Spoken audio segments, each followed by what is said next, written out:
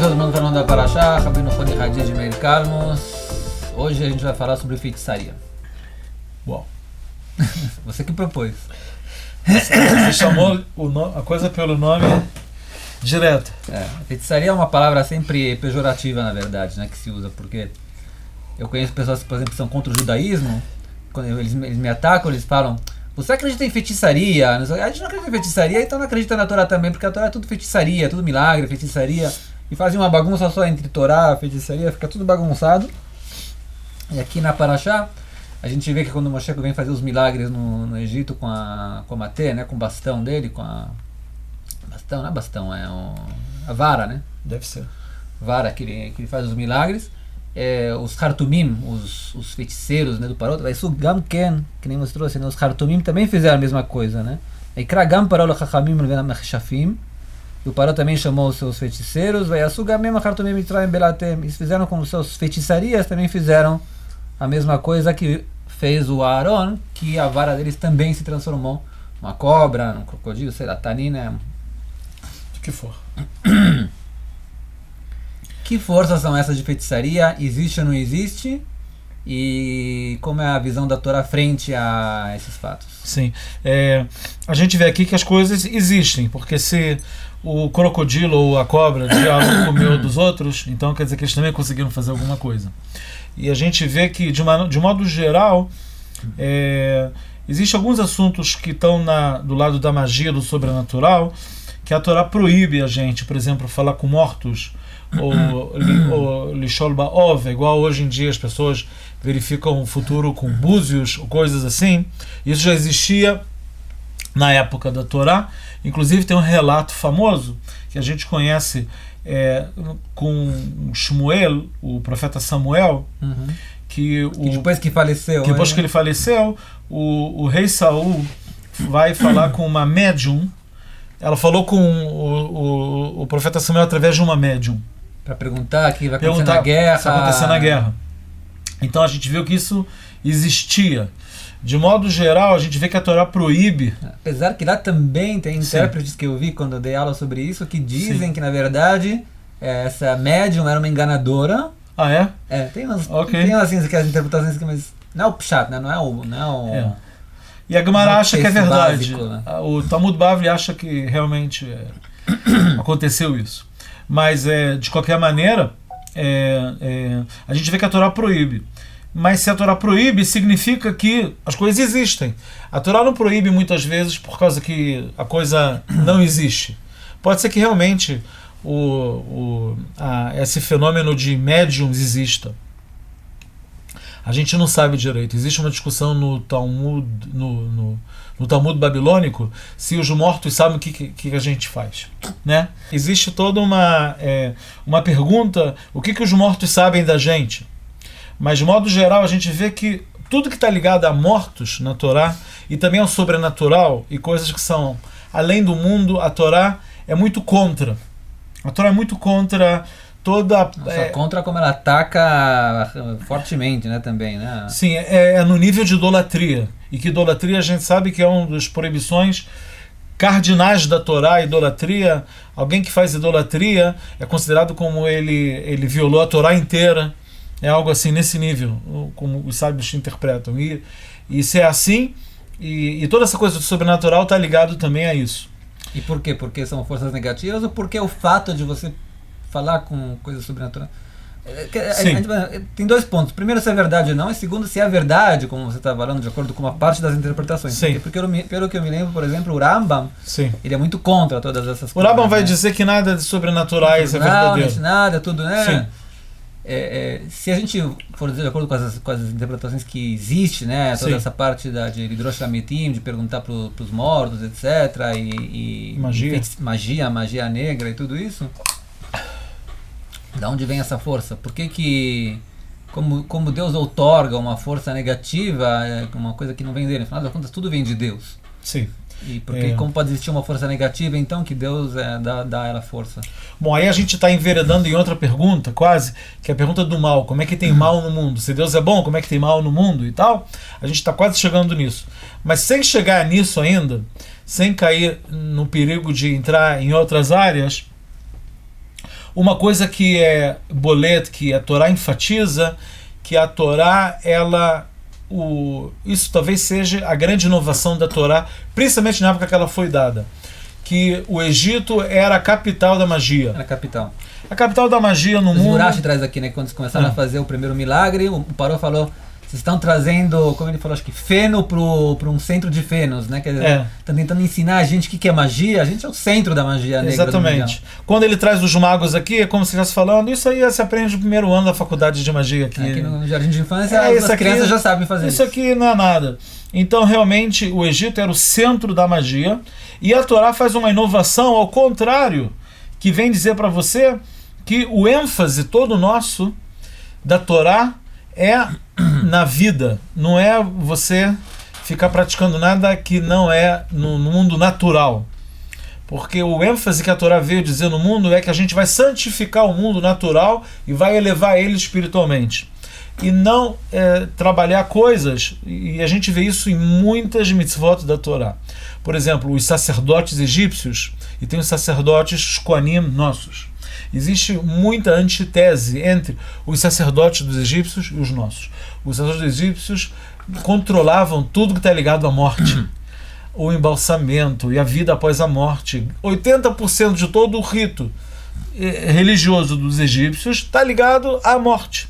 E o nosso é o contrário. Tanto é que os nossos sacerdotes não podem tocar ou tratar de pessoas mortas, tirando 7 pessoas que são familiares próximos a ele, que um sacerdote judaico, Cohen, ele pode tratar. Ele não toca em nada relacionado à morte. Isso é uma coisa.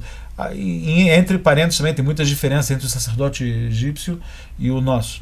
O egípcio, eles cortavam todo o cabelo, e o nosso não pode cortar o cabelo. O sacerdote egípcio tinham terras, eram latifundiários muito grandes, né?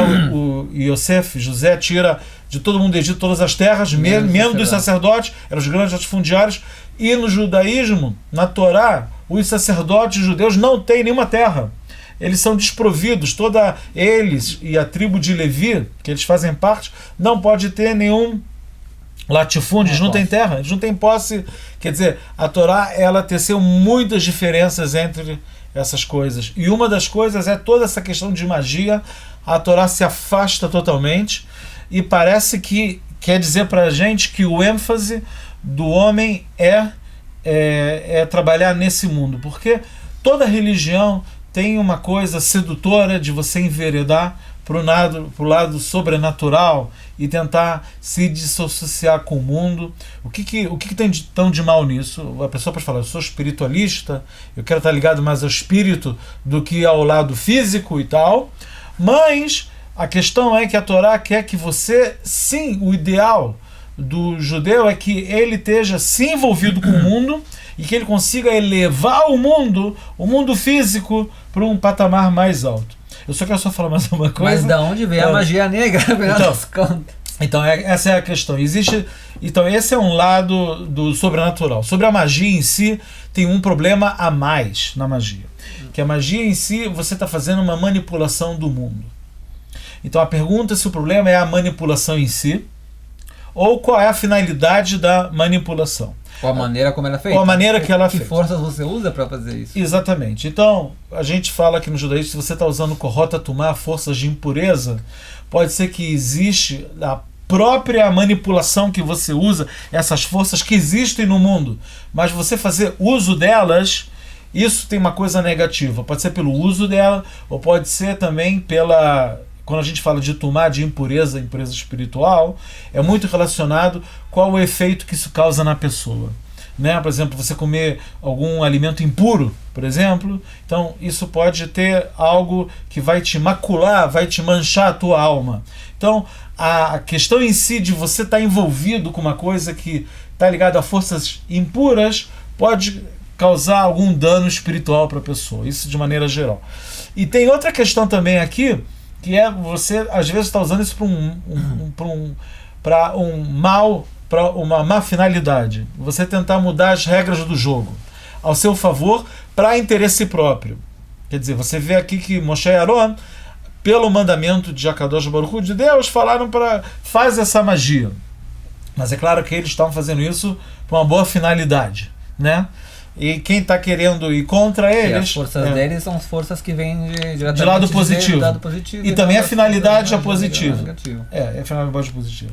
O que eu me lembro que talvez eu possa acrescentar também, né? Que talvez essa história da magia negra esteja conectada também com o que a gente fala, que a idolatria que existia no povo de Israel, existia no tempo que existia a idolatria mais do que hoje em dia, no caso, não existe mais idolatria. Porque tempo quando tinha a idolatria, que era beijar, adorar ídolos mesmo, né? A Gemara já traz que existia um instinto muito forte para a idolatria que a gente nem entende o que é hoje em dia, né? E esse instinto sumiu do mundo junto com a força da profecia. Sim. Como se dizem na Gemara, quer dizer, isso vai sempre balanceado com o outro. No momento que a profecia saiu do mundo, saiu também as forças da idolatria, quer dizer, as forças positivas e negativas saem juntas, estão balanceadas uma com a outra.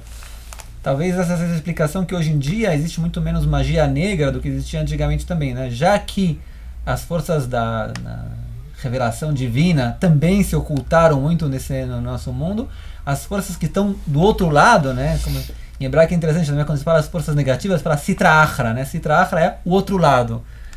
As forças do outro lado também acabaram ficando fracas, porque quer dizer, Deus sempre está balanceando as duas forças juntas. Quer dizer, a gente, por um lado, não tem muitas revelações divinas de milagres hoje em dia, que nem tinha antigamente, para quem não abre os olhos, obviamente, mas por outro lado, também as forças negativas de feitiçaria, como a gente encontra na Torá, as forças de Bilam, Balak, todas essas histórias muito extremas, também sumiram do mundo. Você me faz lembrar um trecho também no tratado, no Talmud babilônico, que é uma discussão entre duas pessoas. Um fala como se fosse uma discussão entre gerações lá, como é que vocês eram tão ligados à idolatria.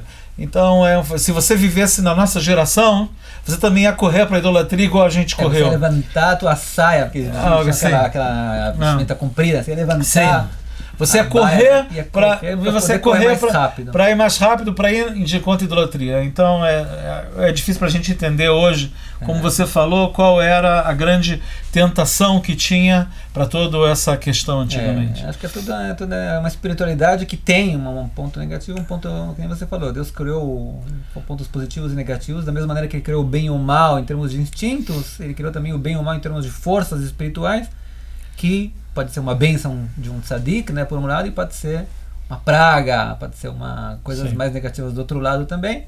Sempre lembrando, né, que quanto mais uma pessoa está conectada a Deus, ela também está menos visada a até ser influenciada por magia negra, né, como a gente sabe que o próprio Bilam queria amaldiçoar o povo de Israel, mas Deus falou não. Não tô afim, né?